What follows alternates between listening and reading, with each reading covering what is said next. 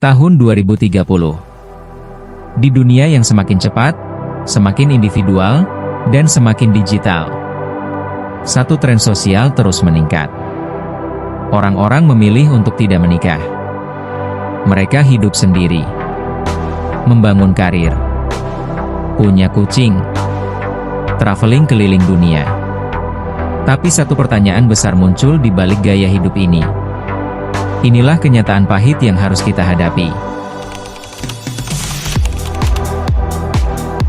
Data dan fakta yang mengejutkan. Data global tahun 2030 menunjukkan sesuatu yang belum pernah terjadi sebelumnya. Di Jepang, Korea Selatan, Jerman, hingga Indonesia, jumlah pasangan menikah menurun drastis. Bahkan di beberapa kota besar, seperti Tokyo, Seoul, dan Jakarta, lebih dari 45% pria dan wanita di bawah usia 40 tidak memiliki pasangan serius, dan menyatakan tidak tertarik untuk menikah. Survei Pew Research tahun 2029 menyebutkan, alasan utama mereka adalah 1. Ketidakpercayaan terhadap institusi pernikahan. 2. Trauma masa lalu. 3. Biaya hidup. 4. Fokus karir. 5. Ingin hidup bebas. Tapi di balik angka-angka itu, ada pertanyaan yang lebih dalam. Apakah ini pilihan, atau paksaan? Bagi banyak orang, memilih tidak menikah bukan karena benci cinta, tapi karena cinta sudah berubah. Pernikahan tidak lagi dianggap sebagai kebutuhan, tapi opsi. Beberapa orang takut gagal seperti orang tua mereka. Beberapa lainnya merasa tidak ada waktu untuk urusan perasaan. Dan ada juga yang merasa pernikahan adalah konstruksi sosial yang tidak relevan lagi. Saya tidak menikah karena saya tidak mau hidup seperti ibu saya yang hanya jadi pelayan rumah tangga. Saya trauma. Lihat orang tua saya cerai, saling benci. Saya nggak mau begitu. Saya kerja keras, punya penghasilan, bisa jalan-jalan. Buat apa menikah?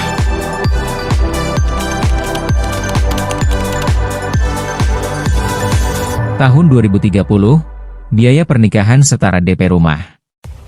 Biaya pesta, mahar, dekorasi, hingga after party bisa menghabiskan lebih dari 150 juta rupiah, hanya untuk satu hari. Sementara generasi muda berjuang membayar cicilan kos, motor, bahkan makanan sehari-hari. Maka, pernikahan bukan prioritas. Itu adalah kemewahan. Bagi mereka, hidup sendiri lebih rasional. Dulu, orang yang belum menikah di usia 30 disebut tidak laku. Sekarang, orang yang menikah di usia 25 sering ditanya, "Kamu yakin?" Gak buru-buru. Masyarakat sudah berubah. Yang dulu dianggap normal, sekarang dianggap aneh. Yang dulu dianggap gagal, sekarang dianggap bebas. Tapi apakah ini benar-benar bebas?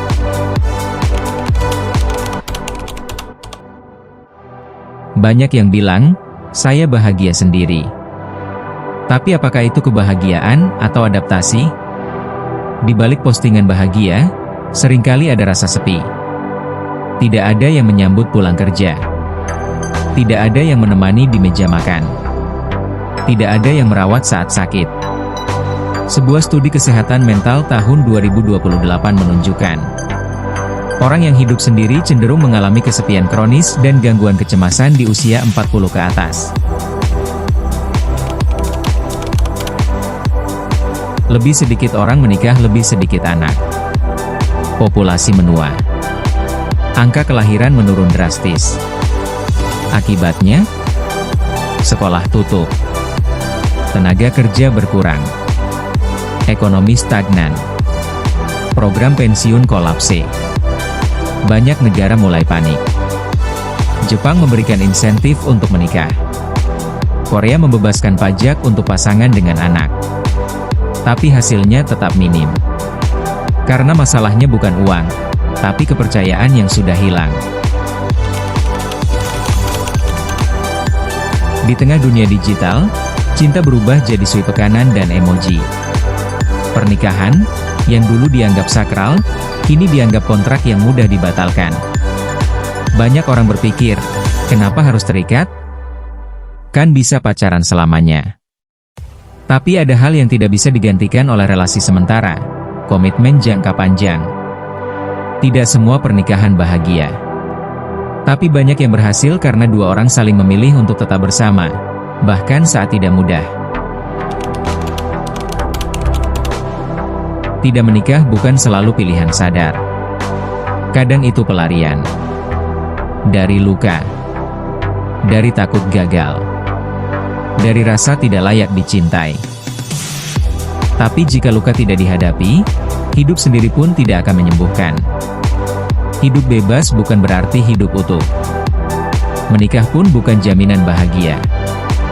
Keduanya butuh kesadaran, bukan sekadar tren. Kita tidak bisa memaksa semua orang menikah. Tapi kita juga tidak bisa pura-pura semua baik-baik saja. Apa yang sebenarnya kita cari? Kenapa kita takut sekali mencintai dengan serius? Kenapa kita lebih nyaman hidup sendiri daripada memperjuangkan hidup bersama? Di tahun 2030 ini, kita tidak lagi hidup di dunia hitam putih. Pernikahan bukan keharusan, tapi tetap bisa jadi hadiah. Dan hidup sendiri bukan kutukan, tapi tetap harus diisi dengan makna. Tulis di kolom komentar. Apakah kamu percaya masih perlu menikah? Atau kamu merasa hidup sendiri adalah jalan terbaik?